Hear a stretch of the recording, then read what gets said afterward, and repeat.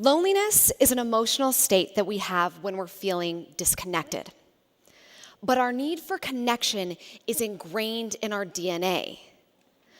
Loneliness is a signal, just like fight or flight, that something isn't right.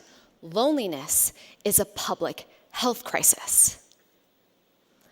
But 1 in 5 Americans suffer from loneliness, which means if you haven't personally suffered from loneliness, it's almost guaranteed that somebody you know closely has. It can cause depression, and it can even lead to premature death. But now more than ever, we're living alone. We're spending more time online and less time making meaningful in-person connections. So when emotional storms hit, things like losing a job or going through a divorce or a death, instead of leaning in towards our communities, we've learned to suffer alone. So today I'm going to offer one solution that will bring us more connection and can help cure the epidemic. When I was a kid, I had a really hard time fitting in. I wanted to do whatever I could to belong and to not feel lonely. All I wanted was to find connection. So my oh-so-wise adolescent self came up with a solution. I was going to be popular. I carried this thought process throughout my teens, but the problem was the more I wanted to be popular, the more it fueled my need for attention and approval. And when I was 20 years old, as fate would have it, auditions for MTV's reality show, The Real World, came into town. Now, for a girl still starving for approval and attention, this was my ticket. Now, for some of us, when we think about reality TV, we don't really have that strong of a reaction. Never really watched it, don't quite get what all the fuss is about. But for others of us, we do have a strong reaction when we think about reality TV, and we generally fall into one of 2 camps. The first camp is like, you literally could not pay me enough to go on a reality TV show. In fact, reality TV is everything that is wrong with our society today. And then the second camp is like, go on a reality TV show? Honey, I should have my own reality TV show. I would be the next Snooki for sure.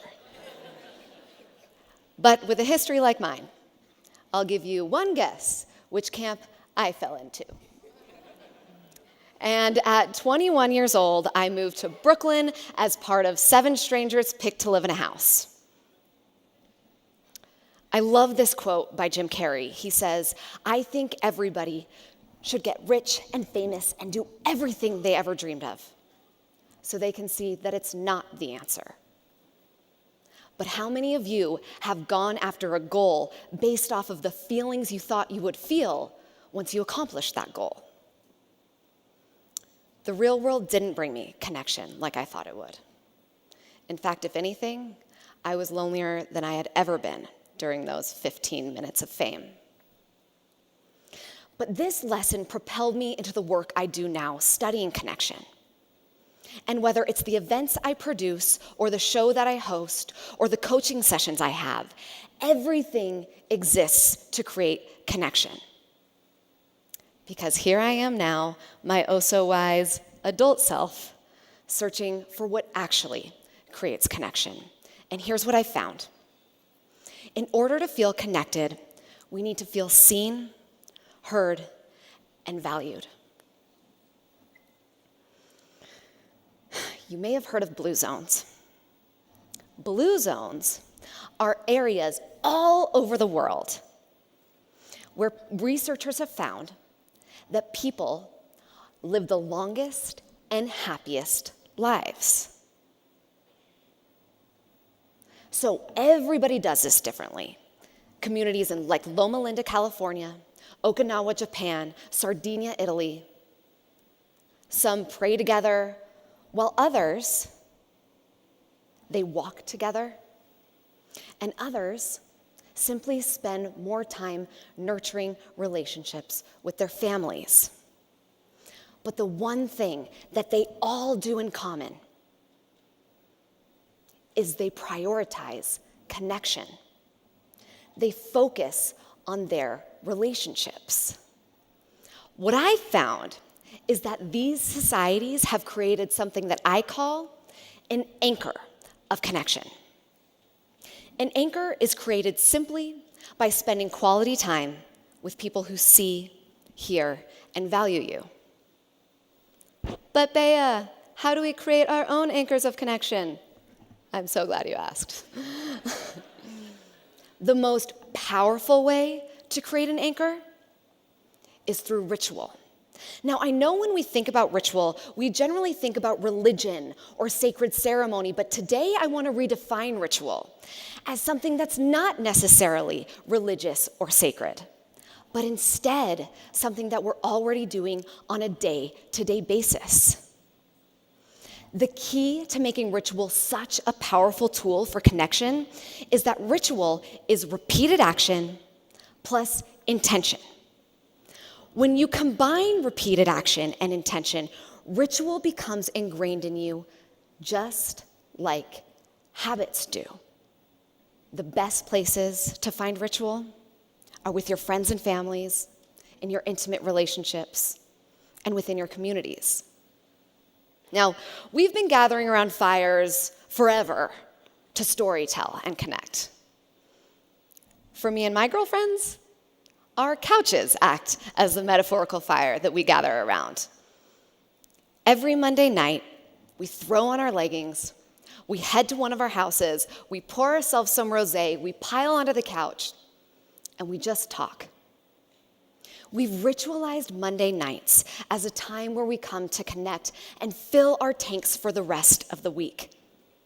And while plenty of Mondays we're coming and we're talking about the things that are exciting and going well in our lives, but on lots of Mondays, we come with our tanks empty.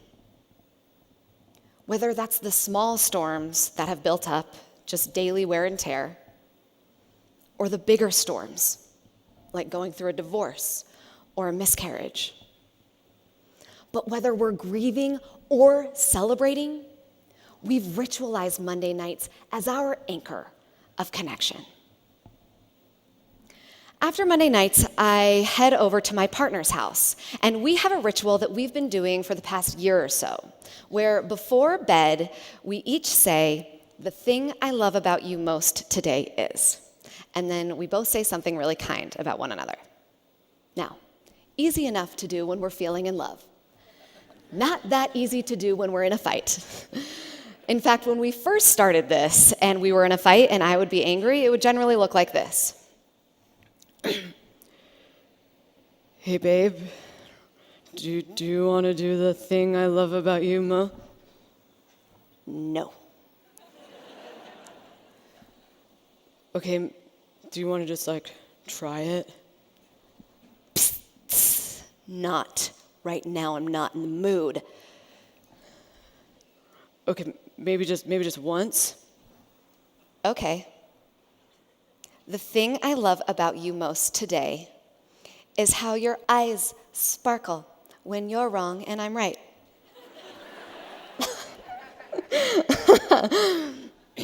But what I could have never guessed this ritual would do is expand my capacity for kindness and compassion. And now, when we're in a fight, sometimes I even say the thing I love about him most first. It's this ritual that has carried us through our storms.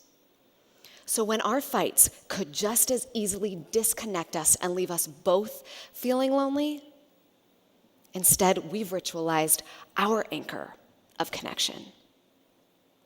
You know, it's interesting. Now that I know what blue zones are, whenever I'm traveling, I'm always looking for blue zone qualities. And recently, I took a trip to France with some of the same girlfriends who I spend Monday nights with. Landing in Paris was amazing and exactly like you'd think it was if you've never been.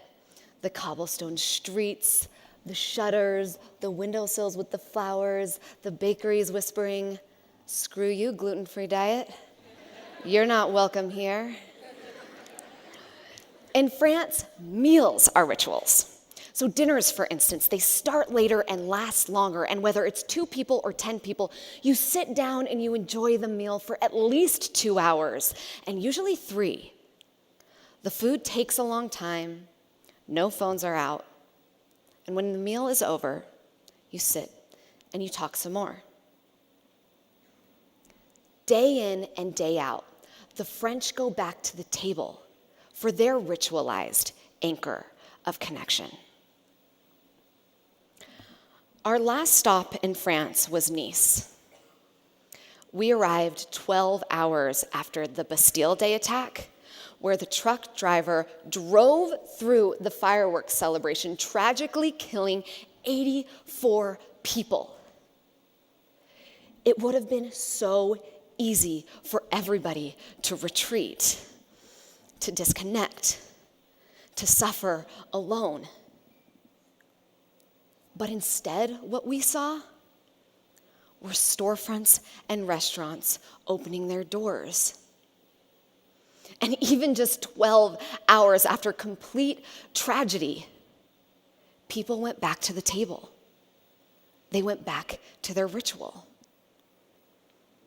We weren't in the mood to go out that night. So we went back to the apartment. We put on our leggings. We poured ourselves some rosé. We piled onto the couch, and we just talked. We went back to our ritual. Because in the face of a storm, in the face of disaster, in the face of complete tragedy, ritual acts as your anchor of connection. Now, my core desire to be liked and approved of, it might never go away, just like your core desires might not either. But what I know now that I didn't know when I was 20 years old, praying that the real world was my answer to loneliness and my ticket to connection, is that connection isn't created by the things we go get. Connection is created by the things we go back to. So my invitation to you today is simple. Don't do something new. Find something you're already doing with your friends and families, or in your intimate relationships, or within your communities. And do that thing over and over and over again. Do it with intention. Do it during the good times, and do it during the mundane. So when the inevitable emotional storms hit, you have your ritual to go back to. You have your very own anchor of connection.